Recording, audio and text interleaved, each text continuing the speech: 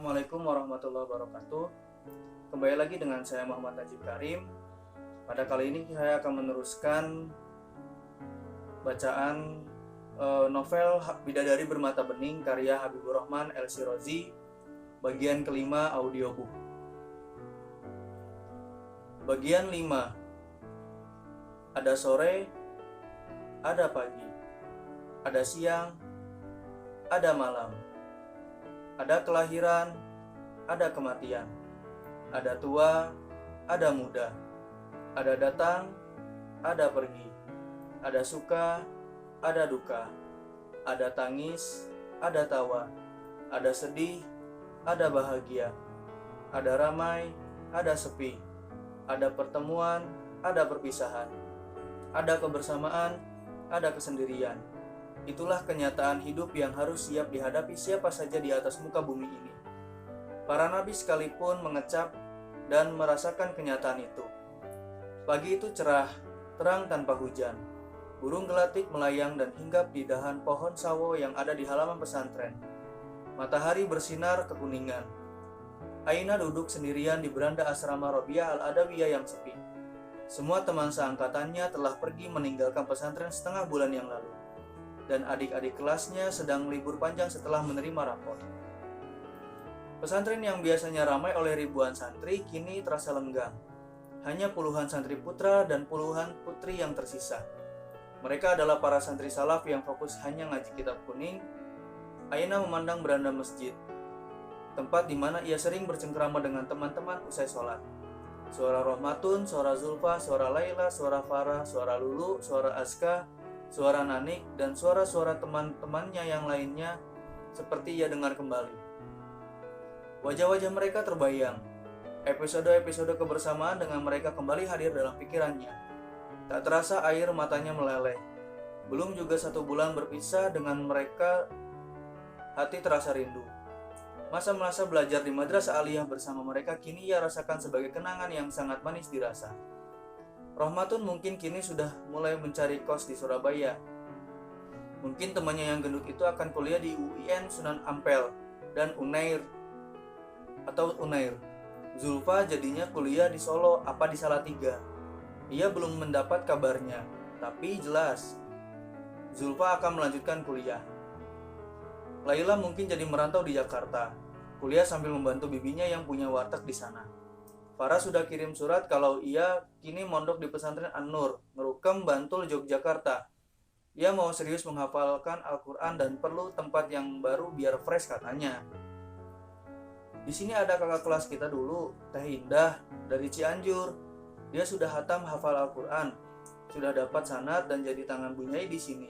3 hari di sini aku langsung betah. Oh iya, di sini juga bisa sambil kuliah di STIQ An-Nur. Dosennya keren-keren, ada yang master ilmu tafsir dari Al-Azhar Kairo, tulis Farah. Aina lalu ingat Siti Mahmudah dan Wirda Konita. 2 anak itu sangat beruntung.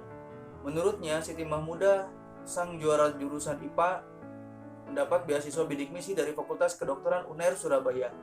Sedangkan Wirda Konita mendapat beasiswa Mora, Kemenag, untuk kuliah di Fakultas Psikologi UIN Jakarta. Ia sendiri tidak mendapatkan 2 beasiswa itu karena mendaftarnya sebelum UN, pakai nilai raport, sementara nilai raportnya yang meyakinkan hanya ketika dirinya duduk di kelas 1, saat ibunya masih ada dan ia belum jadi khodimah. Setelah itu nilainya biasa saja, yang penting naik kelas, maka ia tidak bisa mendaftar 2 beasiswa tersebut. Dan ia memang tidak berpikir untuk daftar saat teman-temannya sibuk mendaftar. Dari belasan yang daftar, hanya 2 orang itu yang diterima. Yang diam-diam membuatnya bangga adalah Novi Wulandari, anak pengusaha busana muslim dari Cirebon itu. Katanya lanjut kuliah di Monash, Melbourne, Australia, mengambil jurusan desain dan ekonomi kreatif. Hebat, santriwati bisa kuliah di negara maju. Novi kuliah dibiayai full oleh kedua orang tuanya. Yang ia suka dari Novi adalah sikap rendah hatinya selama di pesantren. Ia tidak pernah menampak-nampakkan diri sebagai seorang konglomerat. Makan pun ia sama dengan yang lainnya, tidak minta dibedakan. Sedangkan Neneng Kamila Dewi dari Bekasi yang pernah ditendang itu. Cepat-cepat ia hapus nama itu. Yang lalu biarlah berlalu. Ia mendoakan semoga yang bersangkutan menemukan jalan hidup yang lurus dan baik. Ia lalu ingat, Yayah Badriah, anak paling suka tidur di kelas. Semua guru tidak akan melupakan anak itu, karena ia telah dijuluki putri tidur. Di kelas banyak tidur, pas ngaji juga banyak tidur. Di mana anak itu? Lanjut kuliah atau mondok lagi, atau balik kampung? Ia tidak tahu beritanya. Yang agak mengagetkan baginya adalah Mariati, teman satu kelas yang pendiam itu, memberi kabar kepada Bu Nyai kemarin pagi bahwa ia akan menikah. Ia dilamar anak kepala dusun di kampungnya. Hari dan tanggal akad nikah telah ditentukan, yaitu akhir bulan Syawal yang akan datang. Mungkin Mariati adalah santriwati yang nikah duluan dari semua teman-temannya. Teman-teman satu angkatannya sudah meninggalkan pesantren ini. Semuanya, hanya dia saja yang masih di pesantren. Ia tidak tahu apakah akan lanjut kuliah ataukah tetap di pesantren berkhidmah pada Pak Kiai dan Bu Nyai. Ia juga belum tergerak untuk pulang ke desanya di barat Purwodadi. Bukan karena desanya tandus dan tidak menarik, bukan. Walau bagaimanapun, itu tempat kelahirannya, tempat ia menghabiskan masa kecil bersama ibunya dan neneknya. Tempat yang sangat dia cintai. Ia merasa enggan pulang karena ia merasa tidak ada lagi rumah yang menerimanya dengan hangat di sana setelah ibunya dan neneknya tiada. Satu-satunya keluarga yang ia miliki di sana adalah keluarga Pak D-nya, Pak D Darsun. Ia biasa memanggilnya Pak D Darsun, tak lain adalah kakak ibunya. Tunggal ibu beda ayah. Rumahnya berdampingan dengan rumah neneknya yang ia tempati bersama ibunya. Seharusnya pada keluarga Pak D-nya itulah ia kini berlabuh dan berteduh. Tapi ia sama sekali tidak merasakan kehangatan dan pertalian ruh dengan mereka, kecuali si Tika atau Atikah, anak bungsu Pak D Darsun. Hanya Atikah yang ia rasakan hangat dan benar-benar menganggapnya sebagai keluarga. Pak D Darsun dan istrinya Bude Mijah terasa seperti orang lain. Tak ada kasih sayang yang ia rasakan sejak kecil dari mereka. Tak ada penghargaan dari mereka kepadanya. Ia merasakan mereka justru lebih banyak reseknya kepada ibunya dan dirinya. Perasaan tidak nyaman itu terus ia lawan selama ini. Ia terus berusaha berbaik sangka kepada mereka. Ia terus berusaha menganggap mereka adalah keluarganya, orang-orang paling dekat yang ia miliki saat ini. Mas Tono dan Mbak Ripah, anak Pak D Darsun yang usianya lebih tua dari dirinya, lebih sering mengejek dan membuli dirinya sejak kecil. Ketika ia sudah mondok sekalipun, mereka tidak menunjukkan kehangatan sebagai saudara. Ia lebih sering mendengar kata-kata ketus, nyinyir, dan sinis dari mereka. Ia sama sekali tidak dendam kepada mereka dan ia ingin membuang jauh-jauh perasaan negatif kepada mereka dalam pikirannya. Tetapi pengalaman dan kenyataan tidak bisa nyah begitu saja. Karena pesan ibunya lah, ia tetap hormat dan takzim kepada keluarga Pak D-nya. Jangan kau putus tali silaturahmi dengan keluarga Pak D-mu. Mereka keluarga yang kau miliki. Mereka keluargamu. Pak D-mu anggaplah sebagai ayahmu, dan Budemu anggaplah sebagai ibumu.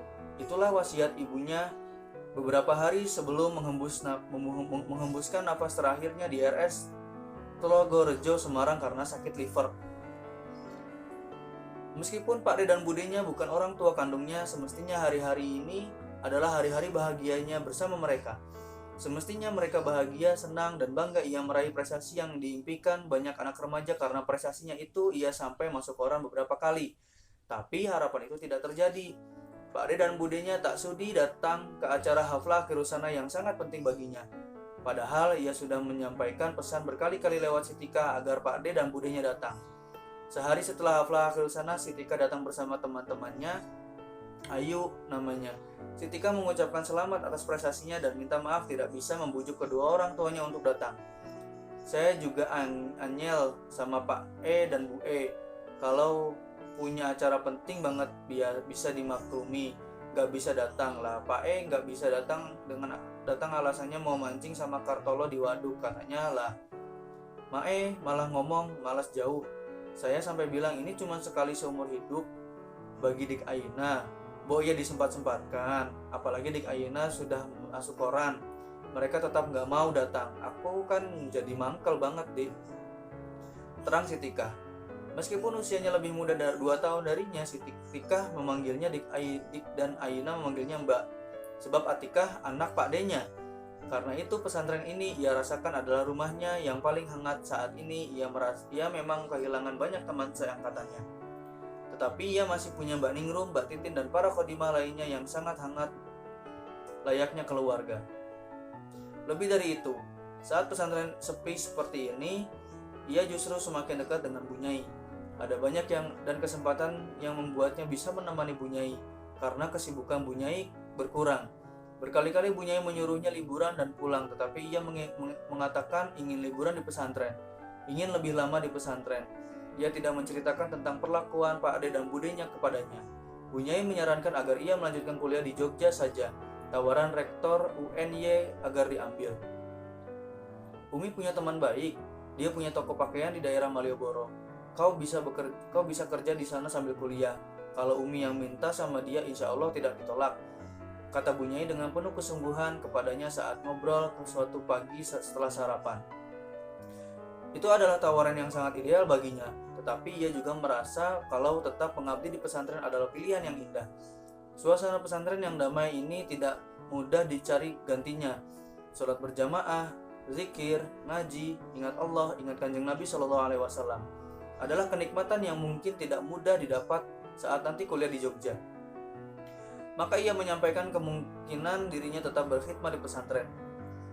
Jujur, sebenarnya Umi merasa eman-eman kalau kau cuma jadi khodimah di sini. Apa kata masyarakat? Santri dengan nilai UN tertinggi di se-Jawa Tengah kok putus kuliah. Pesantren ini juga merasa malu rasanya. Tapi ya tidak apa, kalau kau merasa nyaman tetap ngaji di sini, kau boleh tetap membantu Umi.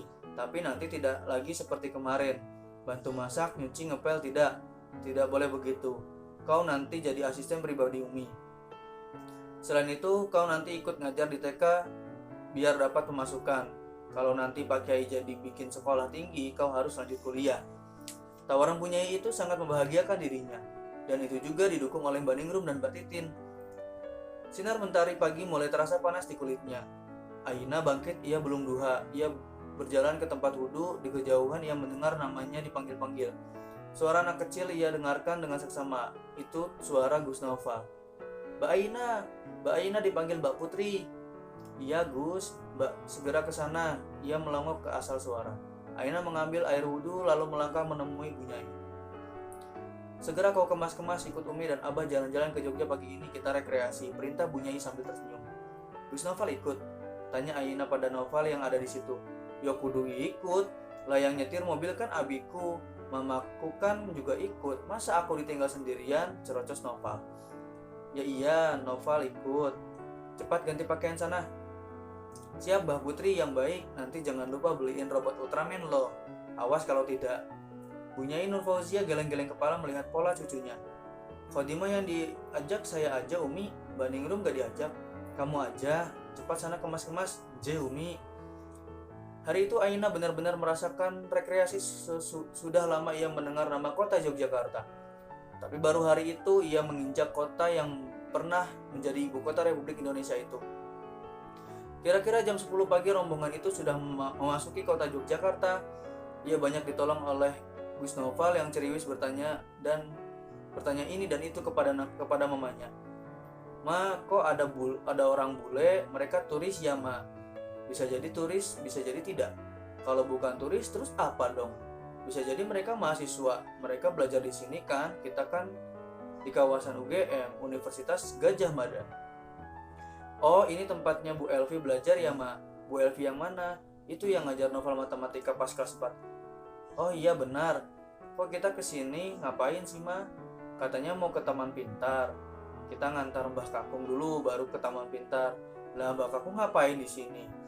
Mau ngisi pengajian para dosen, kita antar Mbah Kakung lalu kita ke Taman Pintar. Sementara Mbah Kakung ngisi pengajian, kita main-main di sana.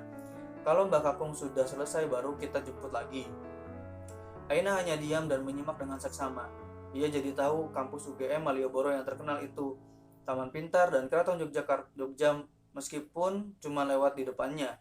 Siang itu setelah menjemput Kiai Sobron lagi, mereka makan siang di Jalan Imogiri, tepatnya di Sate Klatak.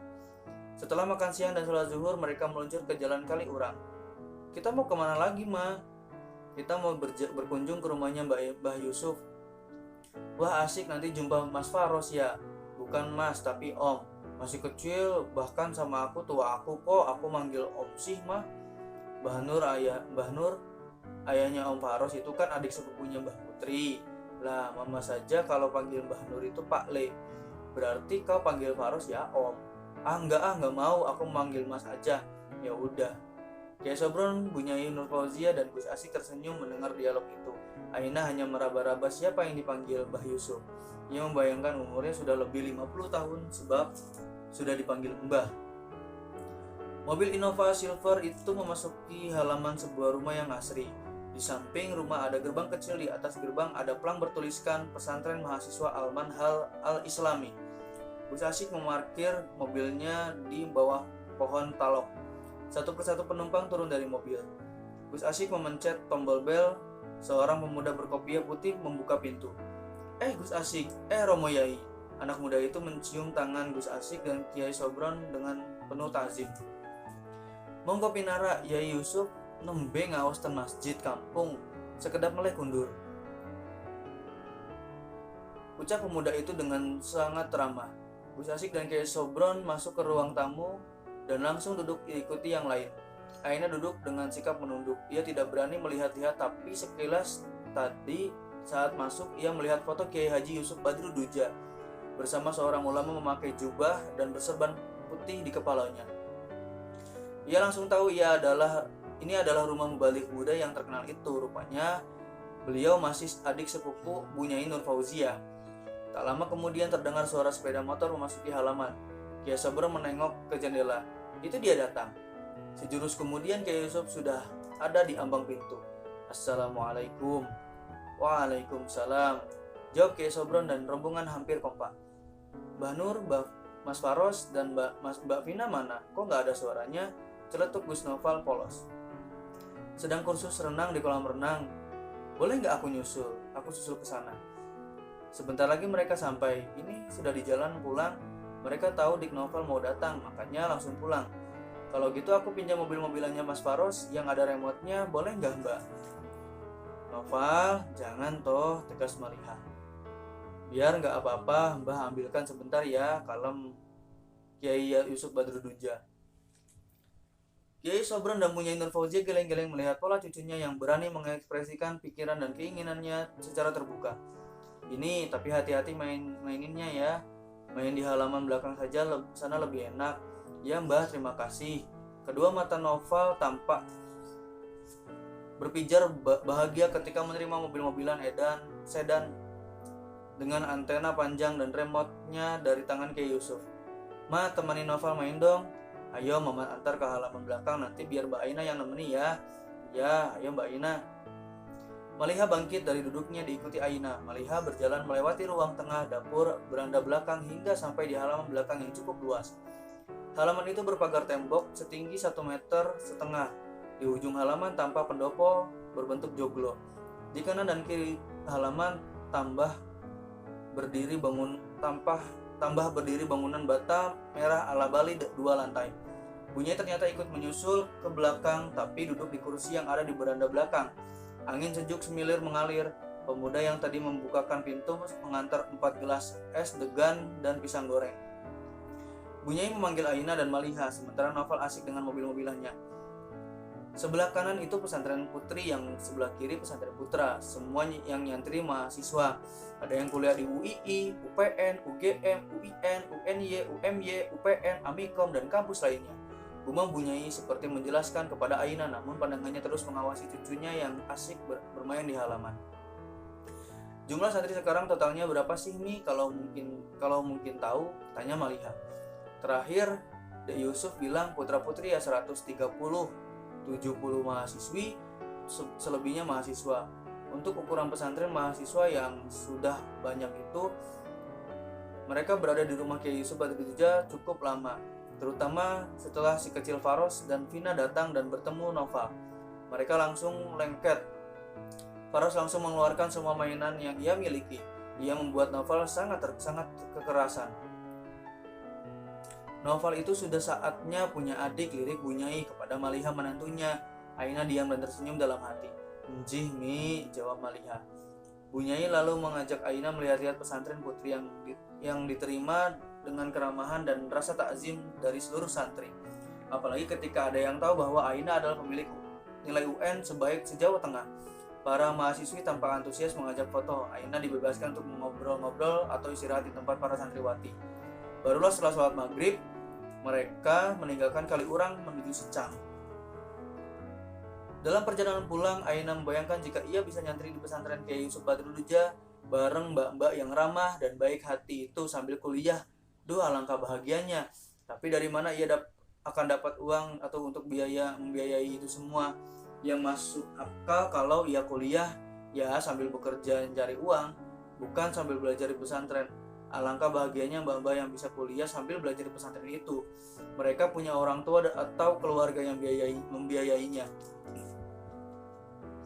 Aina tidak mau mikir yang macam-macam dan tinggi-tinggi. Ia harus banyak bersyukur.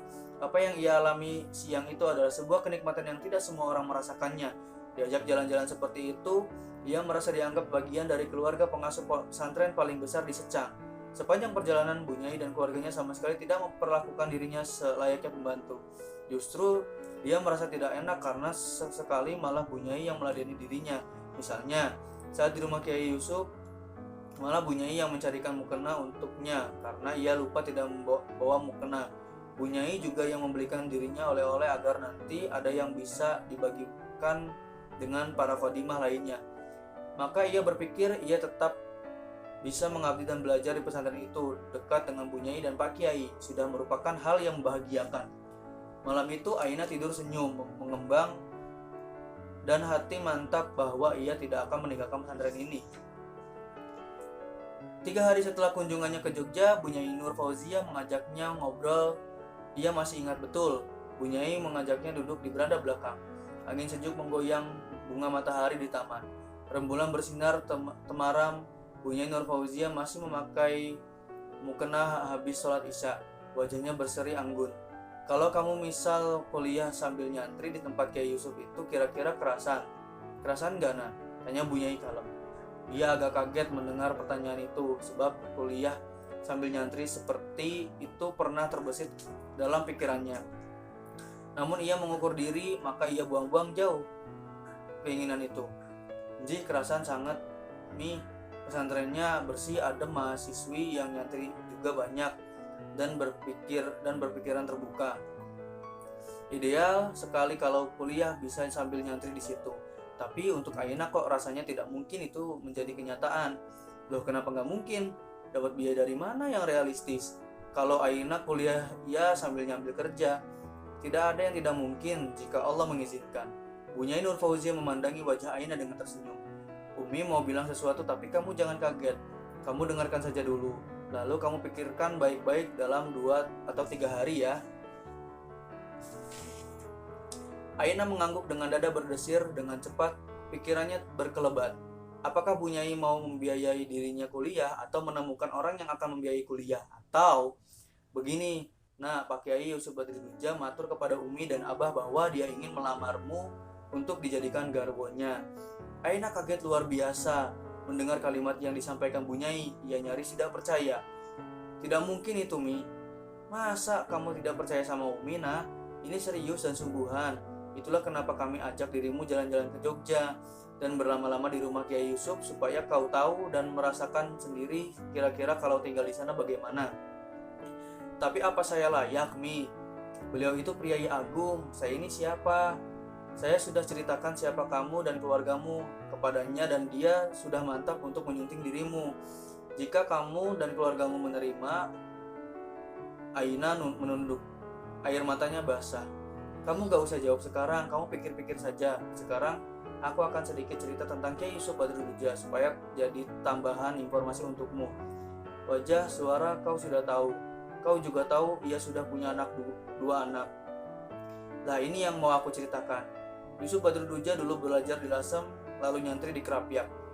Lalu kuliah di Sudan dan S2 di India. Selesai master, ia diterima menjadi dosen di Universitas Swasta di Jogja. Selama kuliah di Sudan dan di India, ia bisa nyambi kerja jadi guide haji hampir setiap tahun. Hasilnya ia tabung, ia belikan tanah di Kaliurang itu. Dalam waktu relatif cepat, ia banyak mengisi majelis taklim hingga seorang jamaah menawarkan putrinya dan ia setuju menikahinya. Ia hidup bahagia bersama istrinya sampai punya 2 anak. yaitu Faros dan Vina. Malangnya istrinya kecelakaan ditabrak bus luar kota yang ugal-ugalan di Kalasan, daerah dekat bandara. Itu terjadi 4 tahun yang lalu saat Faros berusia 3 tahun dan Vina sudah 1 tahun. Sudah banyak yang menawari dia menikah, tapi hatinya belum tergerak. Ia memilih puasa Daud. Beruntung ia dibantu adik bungsunya yang sedang kuliah di Jogja dalam mengasuh kedua anaknya. Mbak Fariha itu, iya benar, Fariha menemani Kang Masnya menjaga Faros dan Vina sampai sekarang. Tapi kan gak mungkin akan begitu terus. Fariha harus membangun masa depannya juga. Ia baru saja diterima kuliah S3 di Jerman dengan beasiswa full dari pihak kampus, dan bersiap untuk menikah sebelum berangkat ke Jerman. Ya otomatis dia akan meninggalkan Faros dan Vina. Maka Kiai Yusuf Badruddja mau tidak mau harus mencari pendamping hidup sekaligus ibu untuk kedua anaknya. Umur Kiai Yusuf Badruddja baru 36 tahun, masih muda. Ketika ngisi acara haflah akhir sana, itu dia sampai meneteskan air mata melihat prestasimu. Habis acara itu dia sempat nanya-nanya tentang dirimu. Ya aku jelaskan apa adanya, termasuk kau suka menemani belajar sinoval dan lain sebagainya. Aku sendiri gak berpikiran ia akan tertarik untuk melamarmu. Enggak sampai berpikir ke sana. Begitu nak, kamu pikir baik-baik, kamu sholat istikharah yang baik. Kalau saya secara pribadi, jika kau menikah dengannya, kau beruntung insya Allah, dia orang soleh insya Allah. Malam itu Aina tidak bisa memejamkan mata karena memikirkan apa yang ia alami. Apakah secepat itu ia harus menikah? Tapi perempuan pada akhirnya akan menikah juga kan? Kalau misal ia menerima pinangan itu, apakah Pak Deninya akan setuju? Apa kira-kira kata teman-temannya kalau mereka tahu ia akan menikah dengan Kiai Yusuf Badruddja? Terus apakah ia sudah pantas jadi ibu dengan 2 anak yang berumur 7 dan 5 tahun? Bagaimana juga dengan selisih umur yang agak jauh? Ia baru 18 tahun dan calon suaminya 36 tahun. Selisih 18 tahun. Apa tidak seperti Siti Nurbaya saat menikah dengan Datuk Sumi Maringgi? Tidak juga. Kasusnya beda, tidak bisa dikiaskan. Kias Ma'al Farik namanya. Benar kata Bu Nyai bahwa ia beruntung kalau menikah dengan Kiai Yusuf Badruddja. Pernikahan itu akan mengubah warna hidupnya. Lingkungan kehidupannya selanjutnya adalah lingkungan ilmu, dan ilmu. Nuansanya adalah ibadah, dakwah, mengamalkan ilmu. Ia bisa kuliah, bahkan mungkin bisa sampai S2 atau S3. Dan ia akan banyak diskusi dengan para mahasiswi yang jadi santri Kiai Yusuf Badruddja. Lebih dari itu semua, ia akan jadi bunyainya mereka. Subhanallah, ia akan jadi bunyai. Apakah ini masuk akal? Anak seorang TKW dan bakul pecel di pasar Tanggung Harjo akan jadi bunyai? Aina benar-benar tidak bisa memejamkan mata. Pertanyaan-pertanyaan itu terus berkecamuk dan berputar dalam pikirannya. Jam 2:30 dini hari, ia bangkit mengambil air wudhu lalu sholat istikharah. Lalu berusaha memejamkan kedua matanya. Ia pasrahkan jalan hidupnya sepenuhnya kepada Tuhan yang maha mengatur nasib hambanya. Selesai. Pada bagian bab ke-5, nanti kita akan lanjutkan ke bagian 6 di episode selanjutnya. Kurang lebih mohon maaf. Assalamualaikum.